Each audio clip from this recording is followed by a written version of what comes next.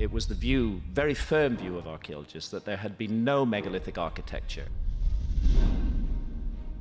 When I say megalithic, I mean literally big stones, stone circles, huge constructions, nothing like that before 6,000 years ago.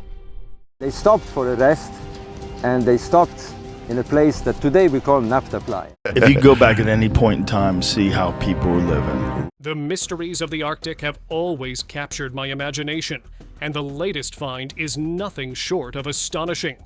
Just recently, archaeologists uncovered a 10,000-year-old circular structure deep in the icy expanse. You have the pingus, Pingu, Pingoxariuit. People call it pingus. There's no G in it. It's Pingu, Pingoxariuit. Pingu is one, and that's the marker of this area. Its origins are a puzzle begging to be solved. This ancient marvel, larger than several football fields, poses countless questions. Who could have built such a monumental site in such a harsh environment? Let's explore this icy enigma together. What's the big hills over there? Those ones we call the pingus, and in our language we call them ibiut. Ibiut? Ibiut. The Arctic isn't just about icebergs and polar bears. It's also home to some pretty nifty hills known as pingos. These aren't your typical hillocks. They're mounds of earth with hearts of ice, literally. The term pingo comes from the Inuvialuktun language, meaning small hill, but don't let their humble name fool you. These features can tower up to 70 meters, 230 feet high, and stretch across 1,000 meters, 3,281 feet. Imagine that, ice-playing architect under the soil. The credit for spotting these frosty bumps first goes to explorer John Franklin back in 1825 on Canada's Ellis Island. However, it wasn't until 1938 that the term pingo really caught on, thanks to Arctic botanist Alf Erling Porsild. He borrowed the word from the local Inuvialuit people while studying earth mounds along the western Arctic coast of Canada and Alaska. There's even a pingo named after him, Porsild Pingo near Tuktoyaktuk, as a hat tip to his contributions. Pingos come to life in permafrost regions where the ground doesn't thaw out all year. There are two main varieties, hydrostatic and hydraulic. The hydrostatic kind pops up in flat, waterlogged spots like old lake beds where freezing groundwater pushes the soil upward. On the other hand, hydraulic pingos are the hillside dwellers, forming at the base of slopes where pressurized groundwater shoves its way up, freezes, and forces the earth above into a peak. Tuktoyaktuk Peninsula in Canada's Northwest Territories is pretty much the Hollywood for pingos, boasting the largest collection of these icy mounds worldwide. Around 1,350 have been counted there, including Ibiuk Pingo, the superstar that's still growing about 2 centimeters annually. At over 1,000 years old, it's not just a hill, it's a historic monument. Studying these cold bumps has taught us loads about permafrost dynamics and even climate change. Now, while the pingos are keeping things cool in their frosty way, another Arctic icon stands tall, the Inuksuk. These stone structures are a significant part of Inuit culture, crafted meticulously by indigenous peoples for centuries. They're not just pretty, they serve as high-tech, in a historical sense, GPS systems for navigating the Arctic tundra, sacred site markers, and handy hunting aids. Now, let's talk about a rock star among Inuksut, the Hammer of Thor. Yep, you heard that right. And no, we're not diving into a Marvel movie here. This big guy stands proud along the Arno River on Quebec's Ungava Peninsula. With a towering formation about 11 feet high, a main shaft around 8 feet tall, a crosspiece stretching about 4.5 feet, and a robust capstone of 14 inches topping it off. Back in 1964, archaeologist Thomas E. Lee stumbled upon this monumental rock during an expedition. Its striking resemblance to something out of a Viking saga got it dubbed after Thor's legendary weapon. Lee even thought it might be a mark left by Vikings way before Columbus even thought of crossing the Atlantic. But further digs suggest that this wasn't the handiwork of Viking visitors, but rather the creation of the indigenous Dorset culture. who were the real MVPs in rock stacking long before it was cool. So, while it's not a relic of Norse gods, it's a testament to the enduring legacy of Arctic cultures. Crossing over to Greenland, the story of the Inuksut continues with just as much flair. These aren't mere decorations, but are integral to Inuit life, pointing out safe passages across the seemingly endless ice and marking areas rich in game. They even served as the Arctic's version of message boards. Really, the resilience and ingenuity of these communities shine through these stone beacons, proving that sometimes old school is the best school when it comes to survival tactics. Now, shifting gears but staying with the theme of uncovering the past, let's head over to southeastern Turkey. Here, tucked near the quaint neighborhood of Ilusu in Mardin's Dargasit district, archaeologists were in for a treat in 2008. While prepping for the Ilusu Dam and hydroelectric plant project, they unearthed something that would soon be known as Bonkuklu Tarla, or beaded field. Spoiler alert, it's not your average backyard find. Covering an area of about 2.5 hectares, Bonkuklu Tarla is more or less a gold mine of ancient civilization, dating back around 12,000 years. We're talking about structures popping out of the ground, like daisies, houses, public buildings, and even special-purpose constructions. The initial excitement began with surface surveys conducted by the Mardin Museum Directorate, and by 2012, shovels were in the ground with formal excavations led initially by the museum, and later, in 2017, taken over by Associate Professor Ergül Kodaş from Mardin Artuklu University's Department of Archaeology. Now, let's talk about the cool stuff they found. More than 200 skeletons have surfaced, giving us the literal bones of past lives alongside over 200,000 beads. Hence, the name Beaded Field. But here's the kicker. There's a building often dubbed a temple, about as old as the famed Göbekli Tepe. This round structure with stone pillars not only showcases some of the earliest rectangular architecture, but also tells tales of community and culture through its multiple renovations. Fast forward to 2024, and the Bonkuklu Tarla team hit another historical home run. They unearthed evidence of body modification practices dating back 11,000 years. We're talking about over 100 ornaments, crafted from everything from limestone to obsidian to copper, tucked neatly next to skeletal remains. These weren't just any old trinkets, they were labrets used for adorning ears and lips, marking the earliest evidence of such fashion statements in Southwest Asia. Then there's the pièce de résistance, a massive processed stone block found smack dab in the communal building. Measuring a hefty 2.2 meters in length and just 20 centimeters in width, this stele is a first for both Bonkuklu Tarla and the Upper Tigris Valley. Its style has a twin vibe with steles from the Şanlıurfa region, suggesting these folks weren't just neighbors, but probably shared a cup of sugar or two back in the day. Now let's drift from Turkey's archaeological hotbed to Egypt's sandy expanse, where another mind-boggling discovery was made. Back in 1973, Fred Wendorf probably thought he was just going on another hot, dusty dig in Egypt's Nubian desert. You know, the usual archaeologist's holiday, about 800 kilometers south of Cairo and a neat 100 kilometers west of Abu Simbel. But, as luck would have it, he and his team hit the jackpot with a capital J. They stumbled upon Nabta Playa, which wasn't just another pile of sand. Now, thousands of years ago, this large basin was a lush lake surrounded by vibrant grasslands. Pretty sweet spot for a settlement, right? Early pastoral nomads thought so too.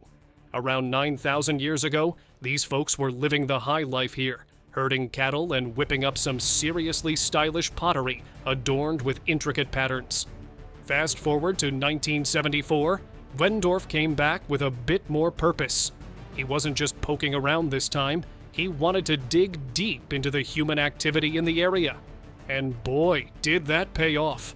They unearthed heaps of artifacts like stone tools and pottery shards that showed a well-established community was here, doing their thing in the desert.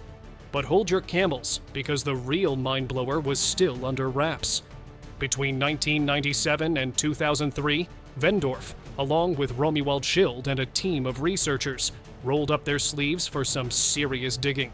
They unearthed a whole network of stone structures that were no accidental arrangement. There was a stone circle and several alignments of hefty stones, some tipping the scales at several tons. And guess what? These megalithic setups weren't just for show. The team wondered why these stones were placed just so. It turns out that the stone circle, cozy at about 4 meters in diameter, lined up perfectly with the summer solstice sunrise. This wasn't just prehistoric landscaping, it was a clever way for the ancient locals to predict the monsoon season, a pretty big deal for their cattle-herding lifestyle. This discovery hinted that the Nabta Playa residents were not just surviving. They were astronomers before it was cool. Meanwhile, over in Germany in 1991, something similar yet different was unfolding. Aerial archaeologist Otto Brasch wasn't looking for a lost city or hidden treasure. He was just flying over Gosek, doing his thing, when he spotted some curious circular patterns beneath a wheat field. Not just funky farm art, these crop marks were actually whispering secrets of ancient times, right into Otto's high-flying ears. Dubbed the Gosek Circle, nestled in the cozy Burgenlandkreis district near Gosek town, this site is no small backyard garden. We're talking about a massive 75-meter diameter, kind of big, with concentric ditches that make you think twice about the kind of parties ancient folks threw here. To top it off, 2 wooden palisade rings stood guard around it, with entrances pointing with laser precision towards specific celestial lines. Flash forward to 2002. Archaeologists Francois Berthems and Peter Biel decided to play in the dirt at this site, revealing that this was not just any circle, but Europe's VIP lounge for solar observations dating back to around 4,900 BC. Yeah, these guys were watching the sun and moon's every move way before it was cool. Now, if you think that's all there was, hold on to your hats, because this circle's southeast and southwest gates perfectly frame the sun's grand entrance and exit during the winter solstice. Inside this ancient enclosure, evidence of old-school rituals came to light with remnants of fires and animal bones scattered about. And get this, a headless human skeleton was chilling near the southeastern gate, sparking whispers of ancient sacrifices. After some heavy-duty digging and brushing, the Gosek Circle received a facelift and opened its gates in December 2005 for anyone curious enough to experience a real slice of prehistoric life. Now, if you're ready for another ride through time, let's jet over to Carrowmore. Nestled on Ireland's rugged Cuil-era peninsula near Sligo, this spot is a real treat for anyone with a thing for big old rocks. We're talking about a sprawling complex of megalithic tombs that has existed since the 4th millennium BC. Yeah, these stones have seen some things. Let's time travel back to 1779 when a chap named Gabriel Béranger felt artsy and decided to sketch some of these ancient wonders. His drawings, gold dust, they give us a glimpse of Carrowmore's glory days and show us bits that have since pulled a disappearing act. Fast forward to the early 20th century, photographers like W.A. Green and R.J. Welch took up the mantle, snapping shots that further chronicled the site's evolving face. Then there's George Petrie, a real stickler for detail. In 1837, he mapped out the place and had a light bulb moment. These weren't druidic hangouts as some folks thought, but something far more intriguing. He pitched this to the Royal Irish Academy in 1838, pushing the envelope on how we understood these ancient gatherings. Enter Göran Burenholt in the late 20th century, a Swedish archaeologist who wasn't afraid to get his hands dirty. From 1977 to 1982, and again in the 90s, Burenholt and his team gave Carrowmore the attention it deserved, particularly the star attraction, Tomb 51. His work not only offered a peek into the construction and use of these tombs, but also spun the timeline a bit. Initial radiocarbon dating suggested a start date around 5,400 BC. But hold your horses. Later studies dialed that back to a more Neolithic 3,750 BC to 3,000 BC. The goodies found here? Oh, they're delightful. from fancy antler pins and pendants to quartz fragments that scream high society, and not to forget, Carrowkeel ware pottery hinting at a farming culture among the stone-carrying crowd. But why stop at Ireland? Let's hop over to Brittany, France, where the cairn of Barnenez takes the ancient vibes up a notch. Touted as one of the oldest megalithic monuments in Europe, this grand pile of stones dates back to around 4,850 to 4,250 BC. The tale of its discovery and preservation? It's a mix of sheer luck and some sharp minds stepping in just in time. First scribbled into the records in 1807 during the Napoleonic cataster, the Barnenez mound was kind of like that one odd family member everyone sort of knows about, but doesn't pay much attention to. It was only in 1850, at an academic congress in Morlaix, that folks finally recognized it as a tumulus, a fancy word for an ancient burial mound. But even with a label on it, the mound didn't get the VIP treatment it deserved right away. Fast forward to the 1950s, and this precious site was under private ownership, facing the real threat of being torn apart. You see, in 1954, a contractor started digging out stones from the mound to use as paving materials. Talk about a decorating disaster waiting to happen, right? Little did they know they were chipping away at a historical gold mine. This unscheduled demo job uncovered several internal chambers, and suddenly, the light bulb went off about the site's true archaeological worth. Local scholars and officials were up in arms about the ordeal. Enter Pierre Roland Gillot, a prehistorian who didn't just stand by. He spurred actions that halted the quarrying faster than you could say, "Save our history."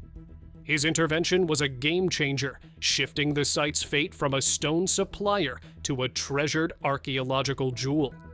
Between 1954 and 1968, the cairn of Barnenez received the star treatment it deserved. Teams of experts cleared out the overgrowth, shored up its structures, and dug around both inside and out, aiming to restore the grandeur of yesteryear. The cairn, a beast of a structure at about 72 meters long, up to 25 meters wide, and over 8 meters high, is a sight to behold. Made from roughly 13,000 to 14,000 tons of stone, this ancient marvel houses 11 chambers, each leading to mysteries of the past with engraved symbols of bows, axes, and wave patterns that give us a peek into the artistic minds of the Neolithic folk. As we leave the misty shores of Brittany and the ancient stones of Barnenez behind, we journey to a place equally stirring, but across the ocean.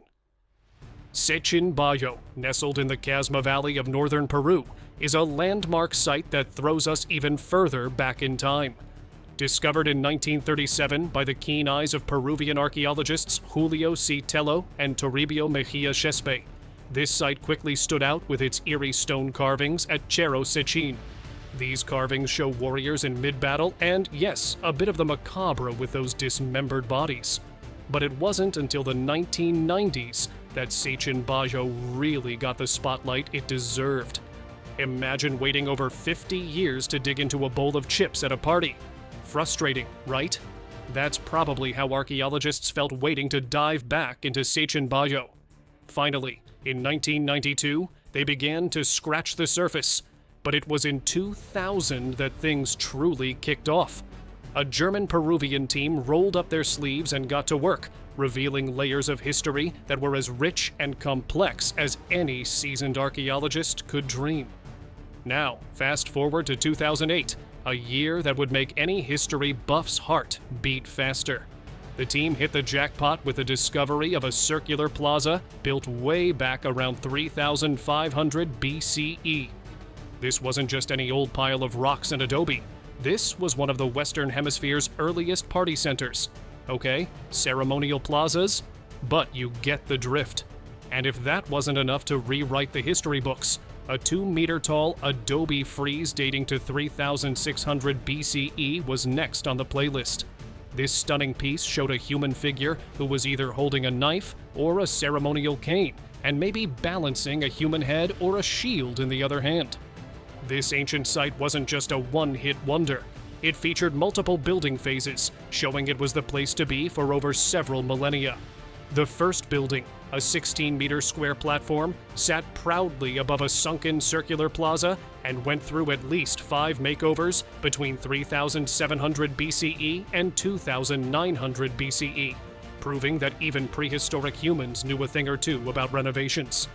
And just when you think you've got a handle on ancient civilizations, let's jet over to Kirikitia in Cyprus. Here, nestled on this sun-drenched Mediterranean island, lies one of the crown jewels of Neolithic archaeology.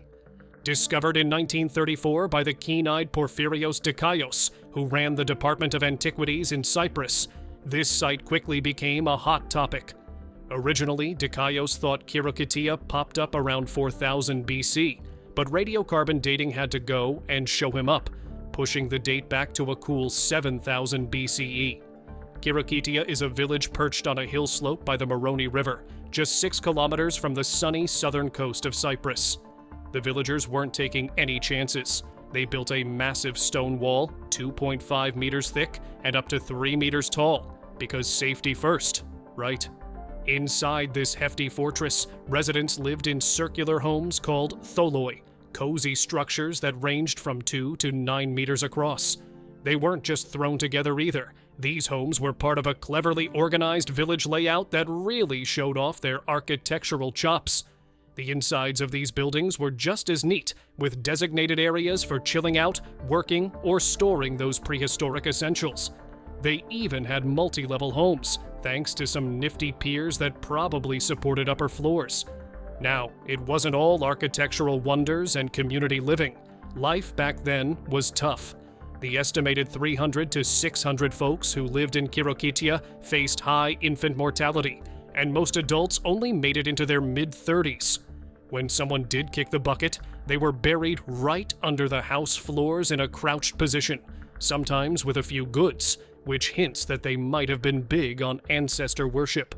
As we drift away from the sunny climes of Cyprus, we land in the slightly chillier, yet equally mystifying hills of West Lothian, Scotland, Cairn Papal Hill. Discovered through the diligent work of Professor Stuart Piggott and his team in the mid-20th century, this site has tales to tell from the late Neolithic through to the early Iron Age. In 1947, Professor Piggott from the University of Edinburgh kicked off a detailed excavation that would reveal the layers of history buried within Cairn Papal Hill. Over 2 bustling seasons, from 1947 to 1948, the hill slowly unveiled its secrets. They discovered a ceremonial fire site dating back to around 3500 BC, where finely crafted pottery and stone axe heads from as far as Cumbria and Wales were found, hinting at the hill's importance in Neolithic rituals. Fast forward to 3000 BC, and you'd find a Class II henge popping up there. Imagine a circular ditch about 12 feet wide and 3 feet deep, surrounded by a bank with strategically placed entrances. Within this setup stood 24 upright posts arranged in an oval, showcasing an advanced grasp of ceremonial architecture. The Bronze Age left its mark here too. A modest stone and clay cairn came into the picture, complete with a 7-foot standing stone to the east and a cluster of smaller stones. Underneath this setup, they stumbled upon a burial that included wooden artifacts, maybe a mask or a club, and pottery linked to the beaker culture around 2000 BC.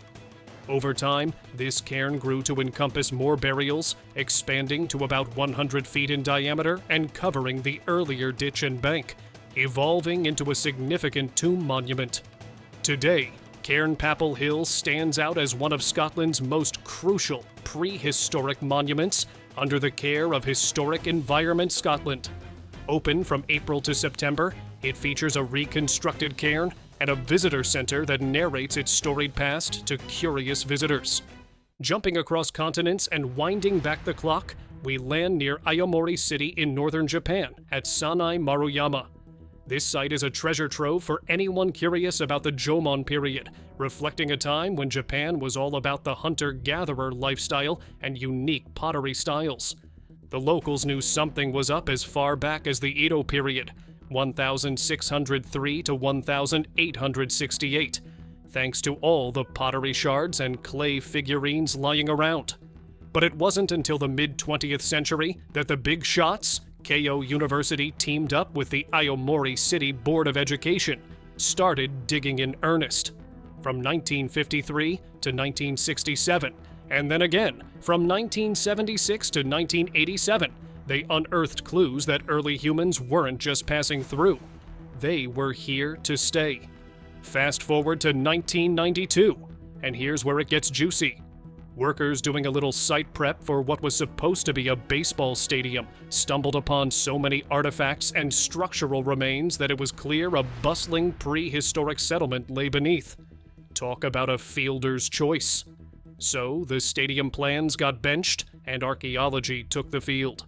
The digs that followed were nothing short of epic, exposing over 500 pit dwellings that suggest a pretty large community lived here from around 3,900 to 2,200 BCE. They found storage pits, early fridges maybe, and massive longhouses that might have been all-in-one spaces for socializing, working, or ritual chanting. Your guess is as good as mine. And then there's the showstopper, a massive 6-pillared structure. This thing was no backyard gazebo. Each pillar was a meter thick, set 4.2 meters apart, hinting at something grand, like a watchtower or a ceremonial stage. Oh, and the trinkets! We're talking over 1,500 clay figurines, plus jade and obsidian items and pottery that could make a modern artist weep with envy. These finds paint a picture of a society that was not only thriving, but also had connections far and wide. By 2000, Japan recognized Sanai Maruyama's value as a special national historic site, and in 2021, it leveled up to UNESCO World Heritage status as part of the Jomon Prehistoric Sites in northern Japan. But let's not stop there. Let's hop over to another spot that's just as intriguing, but with a whole different vibe. Monte Ducati in northern Sardinia, Italy. It's like a step pyramid or ziggurat, something you'd expect to see in ancient Mesopotamia, yet it stands right in the heart of the Mediterranean. Discovered in 1954 during some pretty mundane land reclamation work, this place was originally thought to be just another hill, or maybe a simple nuraga, a common enough sight in Sardinia.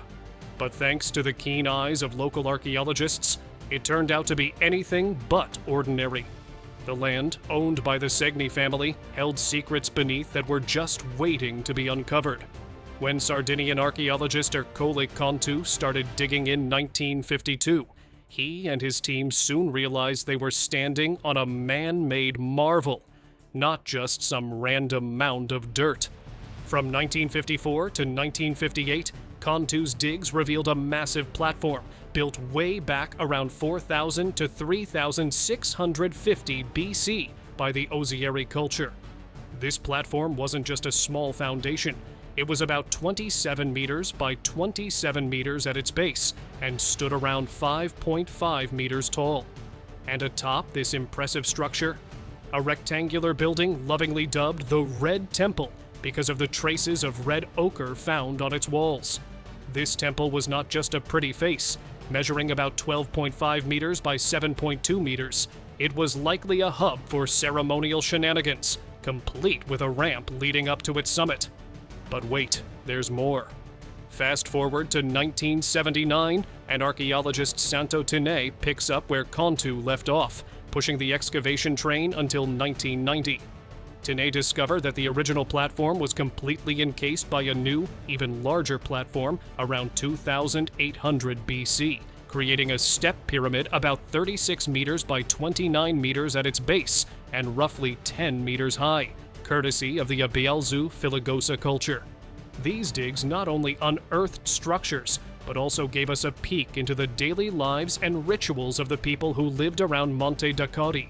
The surrounding villages were dotted with quadrangular huts, and the artifacts found, pottery, tools, and, yes, animal bones, suggest this place was a hotspot for sacrificial activities, making it one of the earliest known sacrificial sites in Western Europe. What structure intrigued you the most? And if you had the chance to explore the sites yourself, what mysteries or secrets would you hope to unravel? Share your thoughts in the comments below. Don't forget to hit the like button and subscribe to the channel for more fascinating discoveries like this one.